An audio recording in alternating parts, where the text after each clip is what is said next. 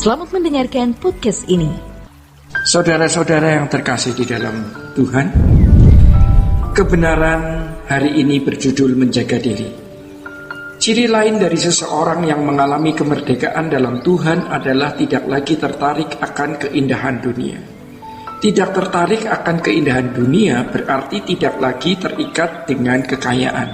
Masalahnya sekarang adalah mengapa orang terikat dengan kekayaan. Itu karena mereka memandang kekayaan sebagai jaminan hidup yang menentukan keamanan dan kebahagiaan hidupnya. Saudara, banyak orang berpikir bahwa dengan harta berlimpah, ia merasa lebih aman dan bahagia. Itulah sebabnya orang berusaha menambah jumlah harta sebanyak mungkin.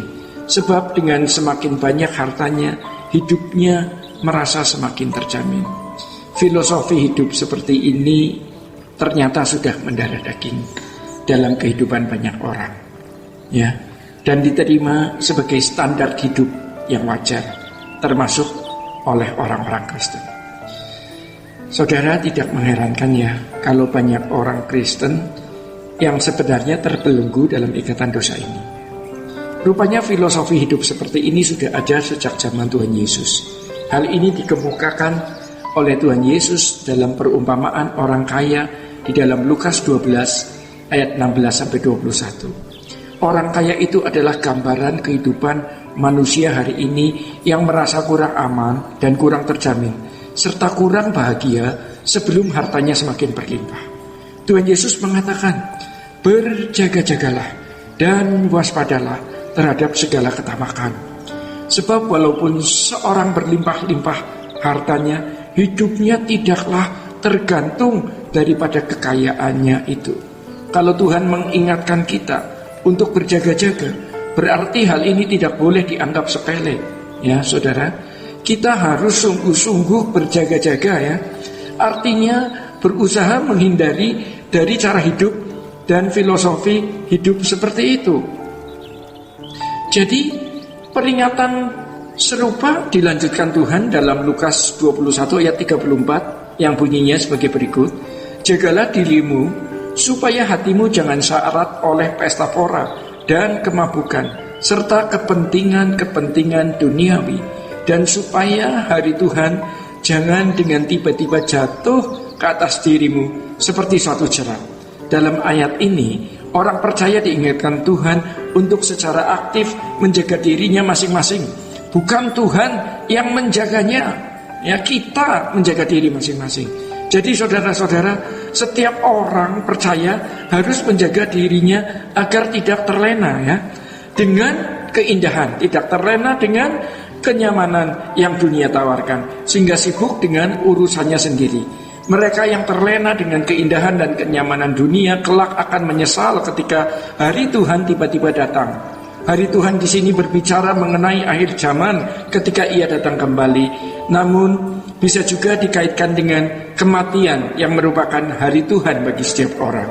Panggilan setiap orang percaya adalah meninggalkan cara hidup dunia untuk mempersiapkan kehidupan yang akan datang. Untuk itu saudara, orang percaya sama sekali tidak boleh terikat dengan kekayaan, fasilitas ya. Tidak boleh terikat dengan kesenangan dan kenikmatan yang ditawarkan oleh dunia. Penyebab orang terikat dengan kekayaan adalah karena beberapa keinginan yang menguasai dirinya. Keinginan untuk memiliki berbagai barang yang dimiliki orang lain merupakan dorongan seseorang berusaha memiliki harta sebanyak mungkin. Sebab dengan uang, ia dapat memuaskan segala keinginannya. Dunia hari ini adalah dunia yang memasuki semangat hidup affluenza, yaitu konsumerisme ya, tanpa batas ya. Keinginan diumbar sehingga menjadi liar tak terkendali. Artinya bisa diarahkan kemana saja, kapan saja, di mana saja, dengan apa saja. Hati dan pikiran manusia bisa terengah-engah ya, dan bisa menyerap apapun yang ditawarkan. Dunia akan menawarkan berbagai fasilitas yang mendorong manusia untuk memilikinya. Itulah sebabnya dunia iklan atau advertensi begitu berkembang sebagai sarana untuk menarik minat manusia untuk memiliki semua yang dapat ditawarkan. Dengan hal itu manusia menjadi konsumeristik. Banyak orang merasa hidupnya tidak lengkap sebelum memiliki semua yang disediakan dunia. Dengan cara inilah iblis menggiring semua manusia untuk tidak mengingini dan memiliki Tuhan. Ini menyeramkan ya saudara. Jadi dunia hari ini adalah sebuah dunia tanpa Yesus, tanpa juru selamat. Dunia tanpa Yesus sebenarnya tidak terlalu mengherankan karena banyak penduduk dunia memang sudah menolaknya. Mereka sibuk dengan urusan sendiri. Namun sangatlah menyedihkan kalau gereja-gereja pun tanpa Yesus dan orang Kristen pun tanpa Yesus. Hal ini terjadi sebab orang Kristen tersebut sebenarnya belum menjadi anak Allah. Orang Kristen seperti ini sejatinya menolak keselamatan dari Tuhan. Mereka menolak keselamatan ini juga termasuk orang-orang Kristen yang semangat hidupnya tertuju pada dunia ini. Orang Kristen yang hatinya tertuju kepada fasilitas dunia, pasti mata hatinya tertutup, sehingga tidak melihat cahaya Injil kemuliaan Kristus. Kalau mata hati seseorang sudah buta terhadap Injil, tidak akan ada proses dikembalikan ke rancangan semula. Sesungguhnya mereka adalah orang-orang yang gagal menjadi anak-anak Allah, sebab mereka lebih memilih dunia.